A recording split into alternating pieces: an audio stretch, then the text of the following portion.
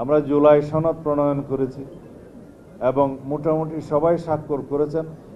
এখনো এনসিপি সহ দুই একটি দল স্বাক্ষর করার সুযোগ পায়নি, কারণ তাদের কিছু দাবি দেওয়া আছে। সেই দাবি দেওয়ার প্রেক্ষিতে আলাপ আলোচনা হচ্ছে, হয়তো আশা করা যায় তার একটা সুষ্ঠু ন্যায়ানক সমাধান হবে, তারপরে তারাও স্বাক্ষর করতে পারবেন।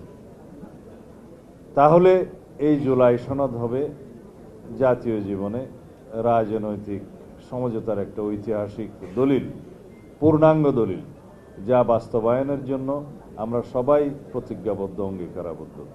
এবং সেই বাস্তবায়নের জন্য সুনির্দিষ্ট ফোরাম হচ্ছে একটি নির্বাচিত জাতীয় সংসদ। এখানে কোনো দলের সেই বিষয়ে কোনো দ্বিমত নেই, কিন্তু সেই জাতীয় সংসদে জুলাই সনদ বাস্তবায়নের জন্য যাতে জাতীয় সংসদ বাধ্য থাকে, সেইটার একটা আইনি ভিত্তি রচনার জন্যেই এখন সেই প্রস্তাব জাতীয় ঐকমত্য কমিশনের কাছ থেকে প্রস্তাব অথবা সুপারিশ সরকারের কাছে দেয়া হবে। সেই সুপারিশটা দেওয়ার পরেই আমরা জানতে পারবো কি প্রক্রিয়ায় সেই আইনি ভিত্তিটা রচনা করতে চাচ্ছে। তবে আমি সকলের অবগতির জন্য আমি বলতে চাই, সকল রাজনৈতিক দলের উদ্দেশ্যে বলতে চাই, জনগণের উদ্দেশ্যে আবেদন করতে চাই, আমরা যেন কোনোভাবেই আইনানুগ প্রক্রিয়ার বাইরে না যাই, সাংবিধানিক প্রক্রিয়ার বাইরে না যাই। আমরা যেন এই জাতিকে একটি সুষ্ঠু নিয়মতান্ত্রিক ধারার মধ্যে দিয়ে পরিচালিত করি।